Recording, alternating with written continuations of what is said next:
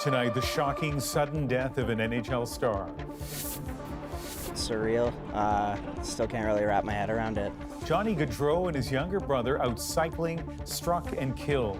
The driver accused of drinking. To see him go at such a young age for such a horrible reason makes me sick. From Calgary to Columbus, the outpouring of grief for Johnny Hockey. A new school year, but divisions remain. Feels like there's kind of this unspoken tension in the air. The new protest rules on campus. Cease and desist. ABBA joins the long line of artists asking Donald Trump to quit using their music. But can they? Artists have an acute understanding of how powerful their music is. We look at who controls the campaign soundtrack.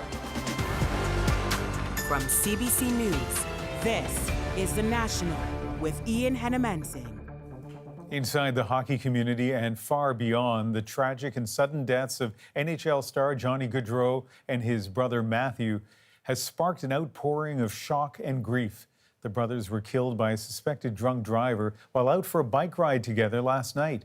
Nicknamed Johnny Hockey, Gaudreau was just 31 years old. He played for 9 years in Calgary before joining the Columbus Blue Jackets. Gaudreau was a father and a husband, and today, along with Matthew, he was supposed to be a groomsman at his sister's wedding. Tributes have been growing outside Calgary's Saddledome and the arena in Columbus, Ohio.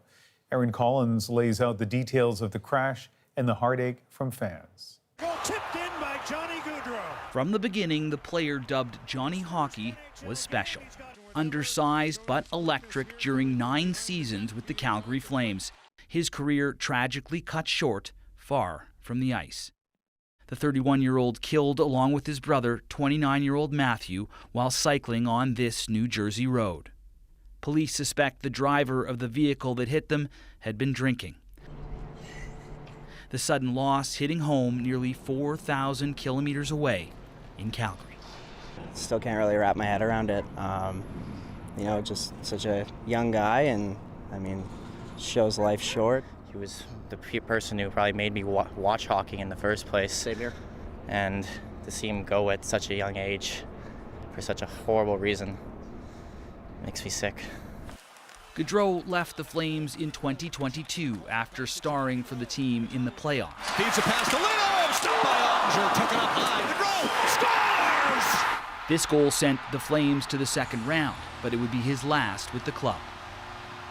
The American signed with the Columbus Blue Jackets that offseason. His death stunning fans there, too. He loved Columbus. He spoke highly of Columbus. He wanted to raise his family here. He talked about that all the time. And so as a community, I felt it was important for us to back him up. Gaudreau was met with boos on his return to Calgary, but no hard feelings from the player. I thank them all for, just being great fans and kind of welcome me in their city and treat me really well and my family really well. During his years in Calgary, Gaudreau left his mark on his team and the city. This is a player who meant so much to the fan base as long as he was here. I understand that fans felt the way they did after he left, but he created so many memories. Johnny Gaudreau left the Flames as the team's 5th leading scorer. His brother briefly played for the Flames farm team. Both men leave behind young families. Adding to the tragedy, the brothers were reportedly set to be groomsmen at their sister's wedding Friday. And Aaron, people are marking this tragedy in a lot of different ways. They really are, Ian. I think this caught a lot of people off guard, and they've been stopping by, even though Johnny Gaudreau hasn't played here for a couple years, they've been stopping by the Saddledome, dropping off jerseys, flowers, that purple Gatorade that he made so famous drinking on the bench. And his family has put out a statement, the family of the 2 brothers, saying that they've lost 2 brothers, 2 sons, 2 fathers, and 2 teammates today. And of course, there's been condolences offered from everyone from former teammates to the Prime Minister today. There's also going to be a vigil held in Columbus, Ohio, outside of the arena where Johnny Gaudreau would have started playing again in just a few weeks, Ian. Aaron Collins at the Calgary Saddledome this evening. Donald Trump is being accused of misogyny tonight after sharing a vulgar social media post attacking Kamala Harris. As Katie Simpson explains, the move seemingly undercuts his new attempts at courting female voters. And I'm proud to be In battleground Pennsylvania, Donald Trump made a plea for people to lighten up, an apparent reference to new questions about what he posts online. The worst thing you can do with them is sarcasm, because it doesn't work with the fake news. So we won't have any fun, but we will have fun. We're going to have a lot of fun. This is familiar territory for Trump, who has long drawn criticism for his words and behavior. This time, he shared this vulgar post and its comment from another user. Funny how blowjobs impacted both their careers differently. I'd much rather have a candidate who's willing to go off script, who's willing to give every interview, and is willing to tell some jokes. I do think that's how you lift people up. Trump's running mate is also defending his recent online comments.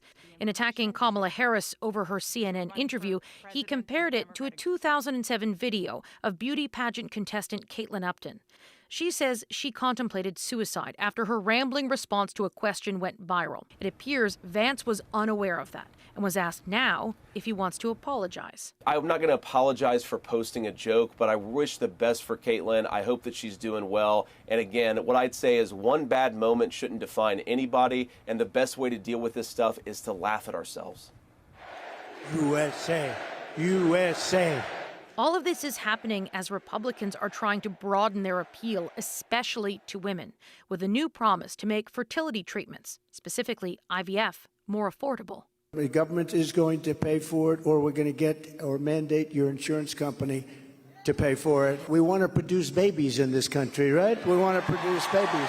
Trump is trying to counter the argument he's against reproductive rights after appointing 3 Supreme Court judges who ended federal abortion rights by overturning Roe v. Wade. So far, it's not stopped these kinds of attacks from Democrats. We know that Donald Trump and J.D. Vance simply cannot be trusted. They can't. That's a fact.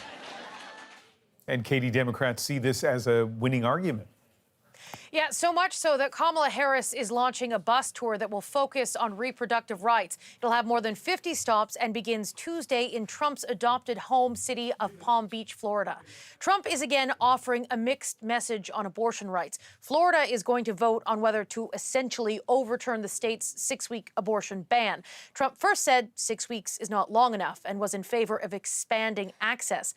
24 hours later, he now says he'll support the ban in place. Ian. Katie Simpson in Washington. Tonight, another twist in the case that transfixed true crime podcast fans for years. Maryland's Supreme Court has reinstated the murder conviction of Adnan Syed. The suspect is Adnan Syed. Syed's case was the subject of multiple documentaries rocketing to fame on the podcast Serial in 2014 as armchair detectives pored over evidence. A lower court eventually overturned his murder conviction in 2022. But the Maryland Supreme Court has ruled that hearing violated procedures.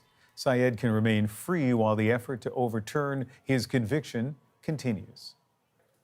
In Ukraine, a bomb smashed into an apartment building in the city of Kharkiv, killing at least 7 people, including a teenager. She was just 14. She had her whole life to live, says this relative. Dozens were also injured. The building was heavily damaged by the blast and fire.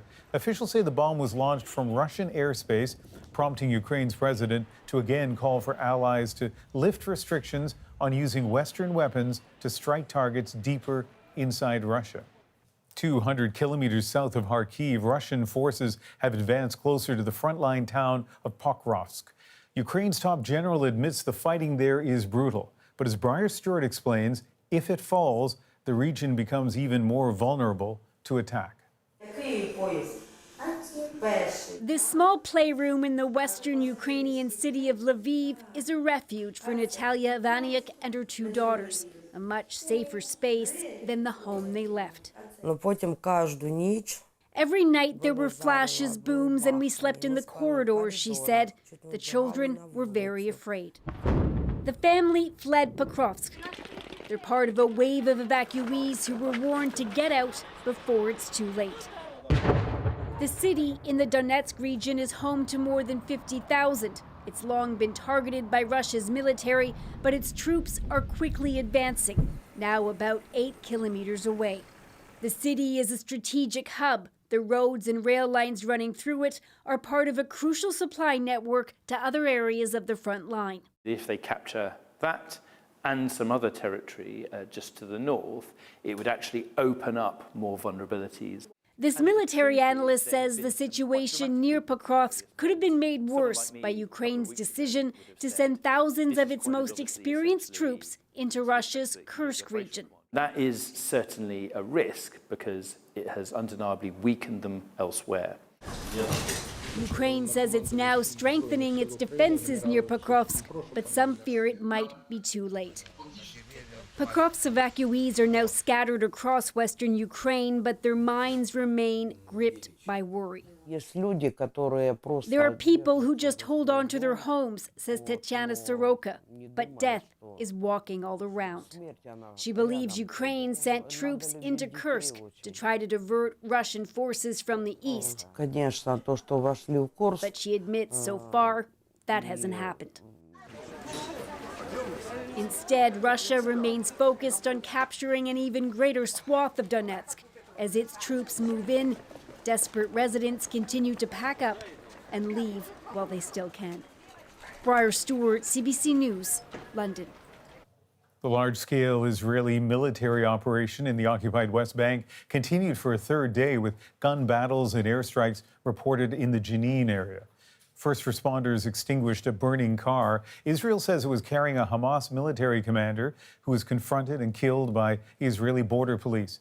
At least 19 people have been killed in the fighting so far, the majority of them militants. In Montreal, a pro-Palestinian demonstration marked the end of the first week of classes at McGill University. Many campuses are still dealing with deep divisions following those protest encampments last spring. Alison Northcott explains the changes some schools are making to try to ease tensions. We are the students too! During the first week of classes, protesters called once again for McGill University to divest from companies with ties to Israel. The lawn where a pro-Palestinian encampment stood earlier this year is off limits. New grass growing where tents and fencing were before McGill hired a security company to remove them. There's kind of this unspoken tension in the air. There's a little bit of shame in the air, on both points of view on the issue, those who thought that it should have remained, those who thought that it should be gone. Student demonstrators say increased security makes them feel targeted. As a Palestinian student, I don't feel safe here. There's security everywhere. Like I said, they're profiling students. They close the gates. It's very intimidating. While some Jewish students say McGill hasn't done enough to address their concerns around safety or anti-Semitism. I'm feeling pretty nervous. I was hoping that over the past 4 months in the summer, more concrete policy actions would have been put into place to ensure that we don't see a sequel of last year. McGill should enforce its policies and that students that violate their code publicly. In the U.S., the University of California is banning masks used to conceal identity. And at Columbia, campus access is limited. Still, protesters gathered outside as new students arrived. McGill wouldn't speak with CBC News. What will McGill be doing to make people feel safer? But in a town hall with Liberal MP Anthony Housefather, the school's president said the university will allow protests that follow the rules. You can't say, I'm going to set up an encampment and that's my form of protest, or I'm going to take over a building. At McGill, demonstrators say this protest won't be the last. Just because the encampments were coming down, it didn't mean that the effort was going to stop. They say they'll continue throughout the school year. Alison Northcott, CBC News, Montreal. Alberta's police watchdog is investigating tonight after the RCMP shot and killed a 15-year-old boy. The shooting happened early this morning in Wetaskiwin, about an hour south of Edmonton. Police say they got a 911 call from the teen who said he was being followed and threatened by a group. Later, police found him in this open area and confiscated several weapons he had.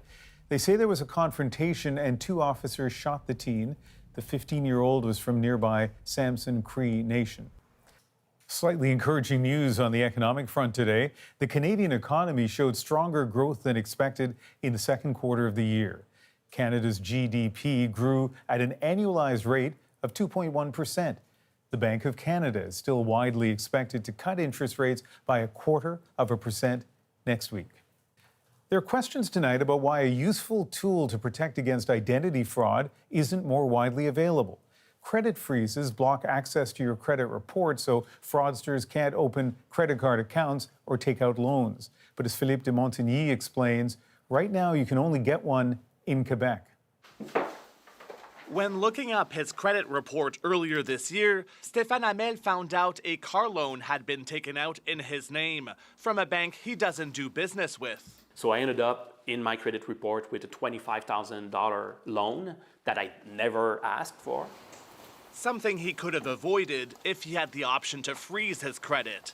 Placing a security lock restricts access to a consumer's report, which is needed to get a loan, a credit card, or a new cell phone plan. When you have this much access to personal data, identifiable information, fraudsters can very easily get at the necessary information to secure credit products. So a credit freeze basically, it puts up a moat.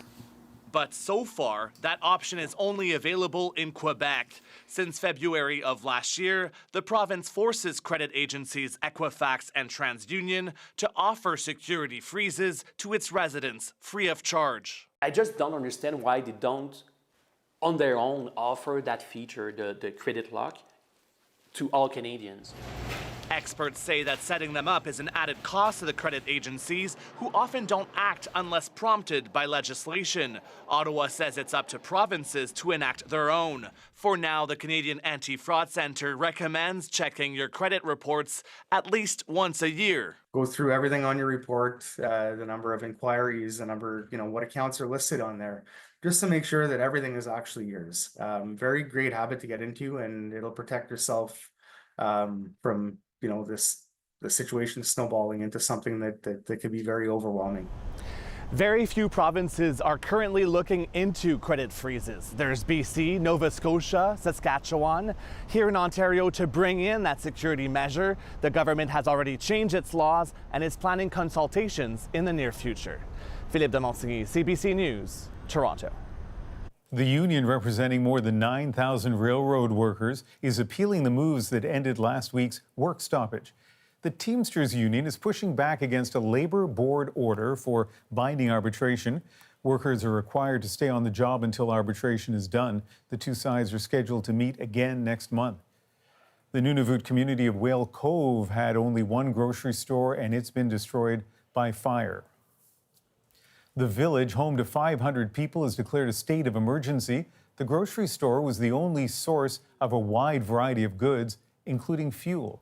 The community also lost power. There's no word yet on injuries or what caused the fire. The U.S. Surgeon General is calling for more supports for parents when it comes to mental health. I just need that 10, 15 minutes to myself to regroup. The stress of parenting and the real toll it can take. Next. Plus, controversy around Donald Trump's campaign soundtrack. The growing list of musicians asking him to stop using their songs. And an orangutan makes a brief escape from the Toronto Zoo. He was outside for about half an hour. We're still trying to piece together exactly how he managed to breach that habitat. How a sweet tooth brought him back home. We're back in 2.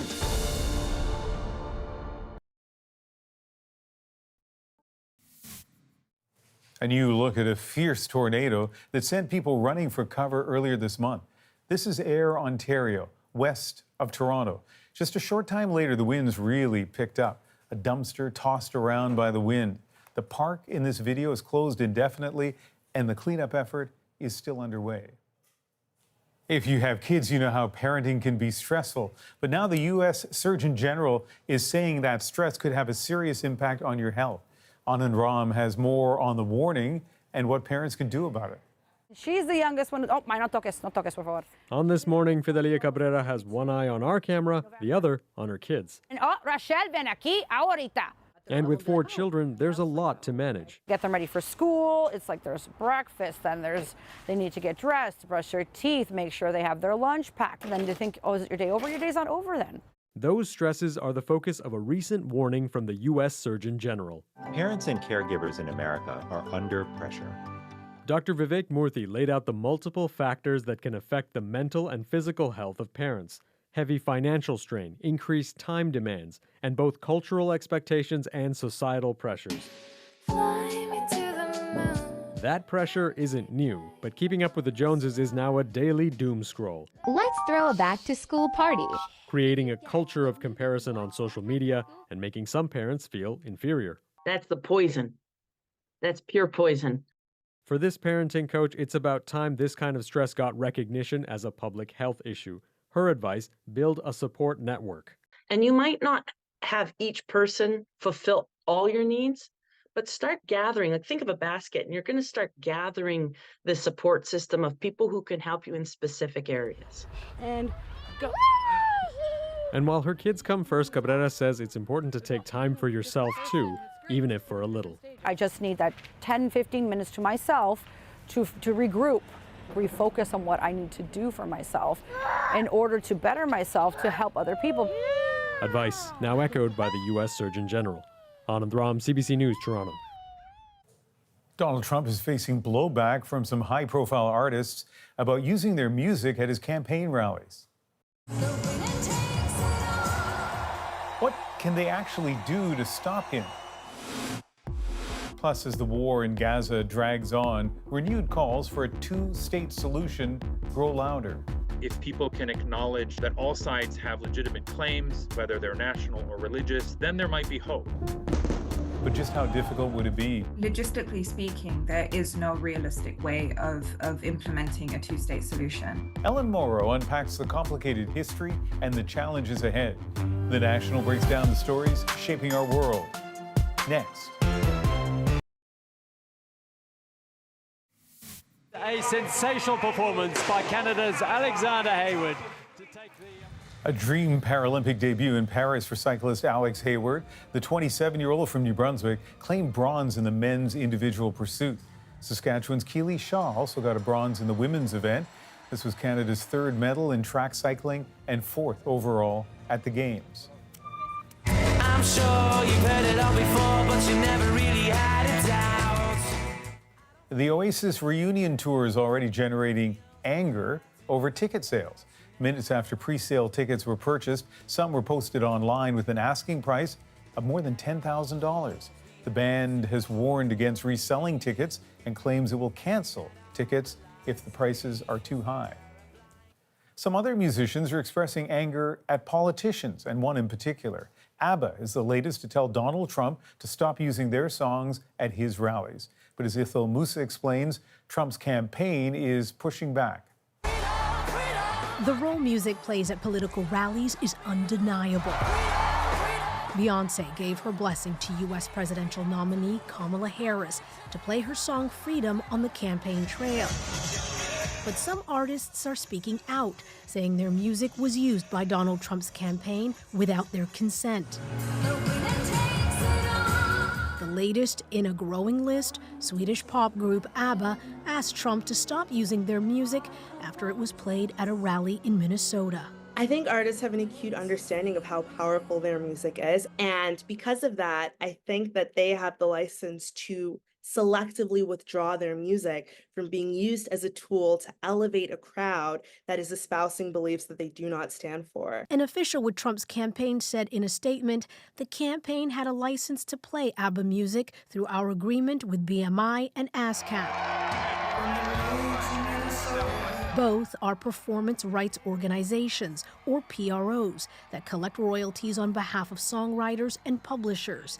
But one legal expert says certain artists could fight back. They have to get clearances from each of the songwriters of the composition, the owner of the master recording, and also from the public performance organization for the venue itself where they'll be performing the song. Among the other artists objecting to hearing their music at Trump rallies,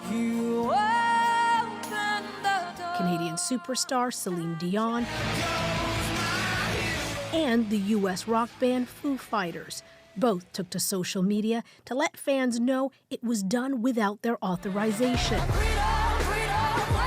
Some artists seemingly have won out. Remember that Beyoncé song? The Trump campaign tried to use it in an online video. Reportedly after a lawsuit threat, that video quickly disappeared. Ithel Musa, CBC News, Toronto. Now it's time to dig deeper into the stories shaping our world. As the Israel-Hamas war rages on, a framework for peace and the realization of a two-state solution seem more distant. I think logistically speaking, there is no realistic way of implementing a two-state solution. For decades, world leaders have echoed that as the bedrock for peace in the region. So what are the major obstacles preventing this? Earlier this year, Ellen Morrow broke down the hurdles to that old idea for peace and the history that put the conflict where it is today.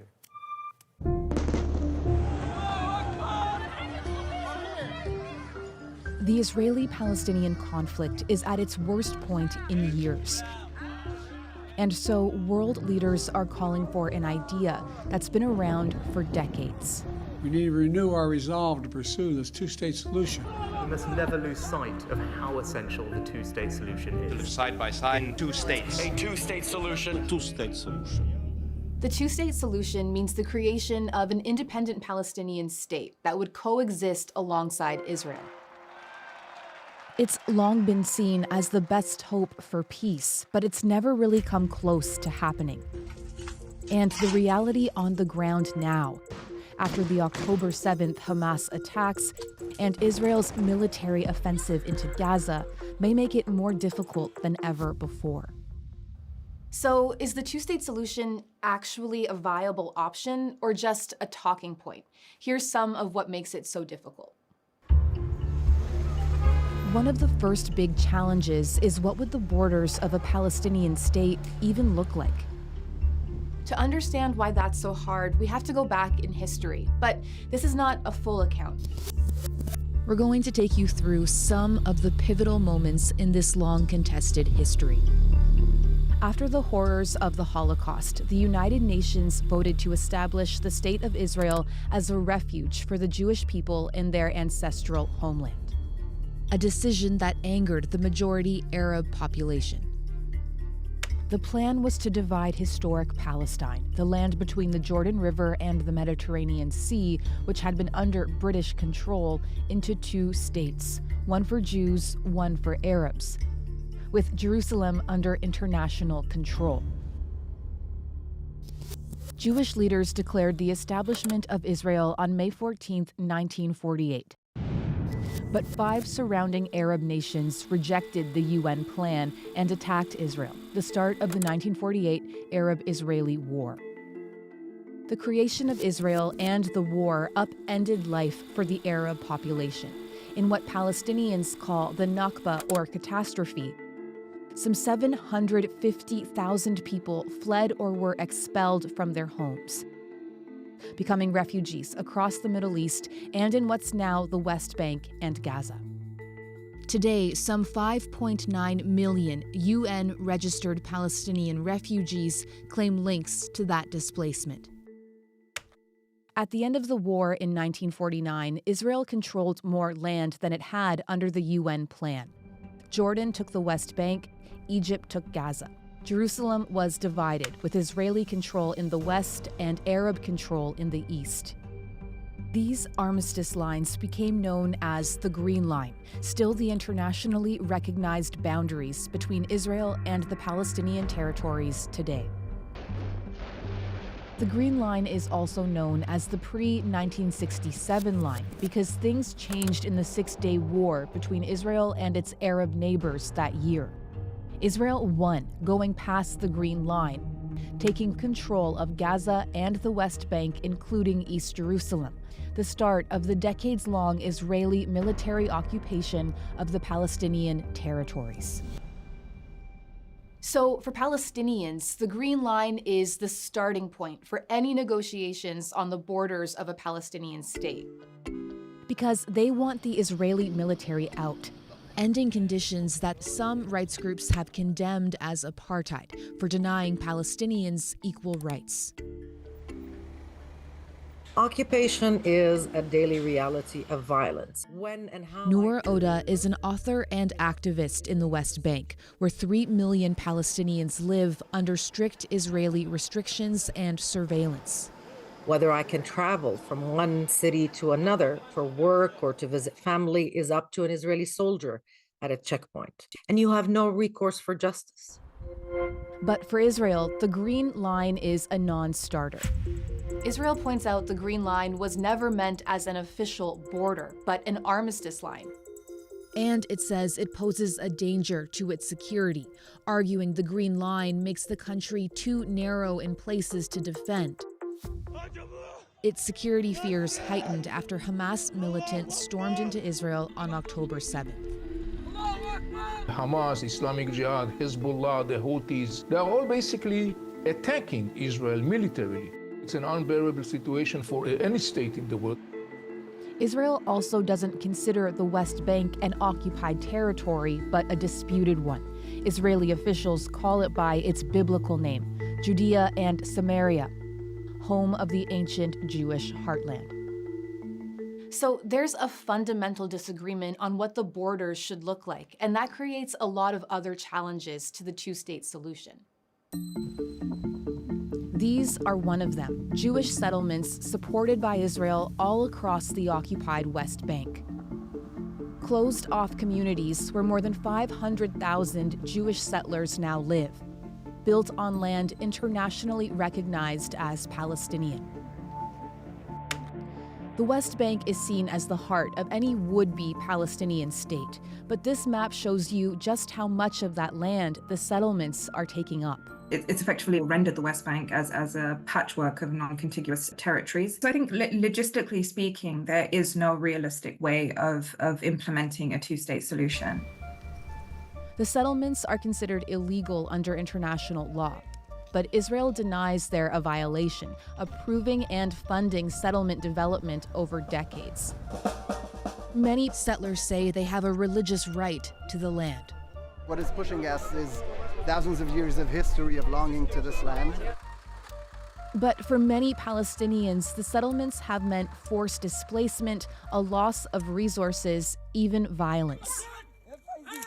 With some extremist settlers targeting and intimidating Palestinians in sometimes deadly attacks.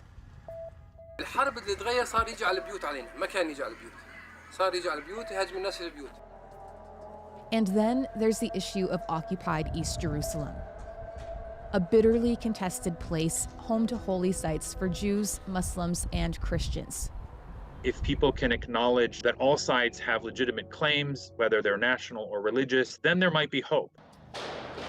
Instead, Jerusalem has often been the scene of violent confrontations, and many of them have happened here. To Jews, this is Temple Mount, where ancient Jewish temples once stood. Just outside is the Western Wall, a sacred prayer site, the holiest place in Judaism.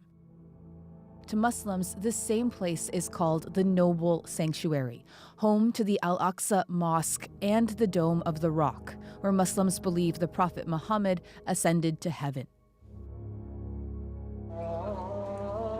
Palestinians see East Jerusalem as the capital of any future Palestinian state. It's considered part of the occupied West Bank under international law.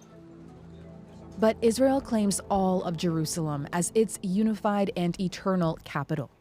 Jerusalem has been the capital of the Jewish people for the past 3,000 years. There have been settlement disputes in East Jerusalem too, and battles over land that have displaced Palestinian families. You are stealing my house. And if I don't steal it, someone else is going to steal it. No! With settlers filing lawsuits for land they say belonged to Jews before the 1948 war. Palestinians say it's all part of an effort to push them out of the holy city. Jerusalem's future necessarily requires sharing as opposed to the dominance of one group. That is a recipe for continued violence. So a two-state solution would require some kind of agreement on the status of Jerusalem, and that has been a major hurdle in the failed peace talks of the past. Up next, how the peace process came crashing down and what it means for the two-state solution today. When we've seen these repeated failures time and again, you have total, not just distrust, but even despair.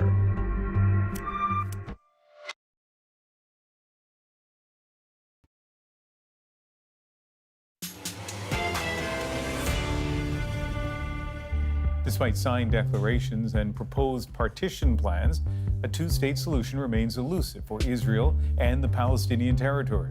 When we've seen these repeated failures time and again, you have total, not just distrust, but even despair. As hope fades, conflict and disruption grows. There is a lot of raw pain right now. People will side with whoever is seen to be punching back. The two-state solution has been heralded as the bridge to peace, but is it even possible?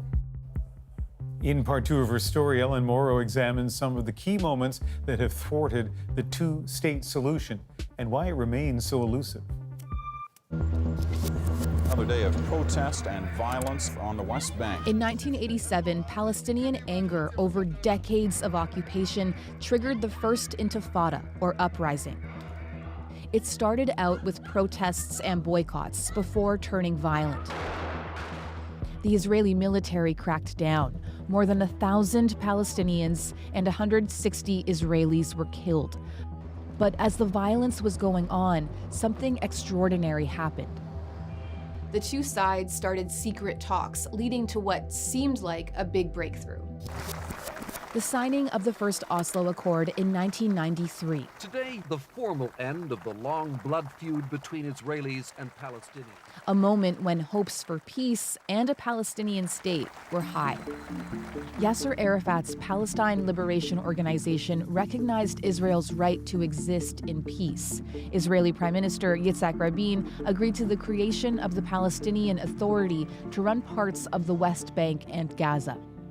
That was unimaginable just less than a year before. As Israel's deputy foreign minister at the time, Yossi Beilin helped start those secret negotiations. But on the other hand, I was very worried. The picture which I saw was a picture of a peace treaty signed by two enemies. While this was not the case. That's because Oslo didn't actually solve tough issues like Jerusalem or what would happen with Palestinian refugees. All that was supposed to be worked out later, but it never was. And attacks from extremists on both sides made everything harder. The prime minister with a vision for peace, dead. Rabin was assassinated by a far-right Israeli student. And Hamas, founded in the First Intifada, launched a wave of suicide bombings in Israel. In 2000, Arafat and then Israeli Prime Minister Ehud Barak tried to salvage things, but they got nowhere. When we've seen these repeated failures time and again, you have total, not just distrust, but even despair. Frustration over the failed peace process set the stage for this, the even deadlier Second Intifada. Once again, Israelis and Palestinians fought in the West Bank and Gaza Strip. Suicide bombings and attacks targeted Israelis. Israel deployed military force against Palestinians. 3,200 Palestinians and 1,000 Israelis were killed. The Second Intifada put the conflict on an even darker path, making many feel peace was impossible. Israel, shaken by the attacks, built a separation wall, added more checkpoints, more restrictions on Palestinian movement. So the failure of the peace process brought hopes crashing down, pushing the two sides even further apart, and that's reflected in their leaders today. Israeli Prime Minister Benjamin Netanyahu came to office for the first time in 1996 as a critic of the Oslo Accords. While at times Netanyahu has expressed support for the two-state solution, he's also repeatedly argued against it, saying it would endanger Israel's security. It will not give us peace, it will bring terror closer. Netanyahu's latest government is also considered the most ultranationalist in Israeli history. A fragile coalition propped up by far-right cabinet ministers, Itamar Ben-Gvir and Bezalel Smotrich, both settlers in the occupied West Bank who deny the existence of Palestinians as a people. On the Palestinian side, you have two rival factions. There's Hamas, designated a terrorist group by Canada and other countries, and Fatah, the political party of Yasser Arafat that runs the Palestinian Authority. In 2006, Hamas beat Fatah in elections held in Gaza just months after Israel withdrew from the territory. Then in 2007, there was a brief civil war, Hamas violently pushing Fatah out of Gaza entirely, taking full control and running Gaza ever since. Israel then tightened restrictions, imposing a total land, sea, and air blockade upheld in part by Egypt. Some rights groups say it turned Gaza into an open-air prison, but Israel says it's necessary, with Hamas rejecting Israel's right to exist and vowing more attacks like October 7th. إسرائيل دولة لا مقام لها على أرضنا. إحنا الدولة لابد أن نزيلها. I know the world is very upset of what Israel is doing in Gaza, but what do you expect from a democratic country? How should a democratic country can protect its own people? As long as Hamas is in power, it's a complete disaster. But to Palestinians who support it, Hamas is a legitimate resistance movement against the occupation, one becoming more popular in the West Bank, where rival Fatah is based. There is a lot of raw pain right now. People will side with whoever is seen to be punching back. Fatah is led by Palestinian Authority President Mahmoud Abbas. The Palestinian Authority is backed by the international community, and Abbas says he supports the two-state solution. وبالتالي ليأتوا إلى طاولة المفاوضات أيدينا دائما ممدودة للمفاوضات. But to many, the Palestinian Authority is too weak, and Abbas himself has been criticized as autocratic, in charge since 2005. Polls suggest more than 80% of Palestinians want him to resign. You need leaders on both sides who are masters of their political houses, not prisoners of their ideologies. You do not have them. So there are so many very difficult and deeply rooted challenges to the two-state solution. And polling after the October 7th attacks and the war in Gaza suggests Israelis and Palestinians are even more hardened. Still, some find ways to hold on to hope that somehow all this suffering will end. Even at such a tragic crisis, new opportunities are created. I'm a Palestinian. We don't have the luxury of not having hope. It won't take too long before people will get back to their senses. In the end, Palestinians will have a chance to be free. Whether I see it or not, I hope I'm that lucky, but I don't know. While hope for a two-state solution seems distant, there's urgency for a deal to end the current war, but so far, no breakthrough. Up next, a primate escapes from the Toronto Zoo. A lot of us were like, if it did ever happen, it would probably be Kimbali because of his nature and the way he is. The orangutan's safe return in our moment.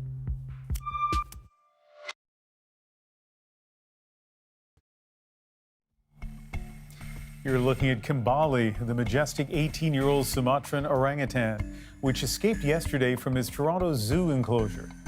Not clear how he got out, but we do know he returned safe and sound. Tonight, Kimbali, back in his habitat, makes our moment. He was outside for about half an hour. We're still trying to piece together exactly how he managed to breach that habitat. Kimbali is one of those animals that's always, you know, from a young animal, has always been the one that wants to explore first or try and see what things can, you know, what can I do if I undo this bolt? A lot of us were like, if it did ever happen, it would probably be Kimbali because of his nature and the way he is. We use something called an emergency recall, which we train the animals on. This would mean that the animal would receive something that's really unique or special. So in this case, it was cotton candy and caramel popcorn, which is, who can resist that? He was more nervous and scared than anything else. And obviously when we gave him that option, here's a nice safe retreat for you, he took it immediately. We also then clear a very nice pathway for the animal so that he feels safe going back to where he wanted to go. And that's essentially what Kimbali wanted, was to go back home. Nobody got hurt or injured, and Kimbali is safely back home, back in his holding area. Well, you look at the video in particular, and Kimbali is pretty enchanting, but making him even more special is he is, as I mentioned, a Sumatran orangutan. They're critically endangered, and they're only found on one place on Earth, the Indonesian island of Sumatra and the Toronto Zoo. That is The National for August 30th. You can join me Sunday for Cross Country Checkup on CBC Radio and CBC News Network, and later that night right here for The National. Have a great Saturday.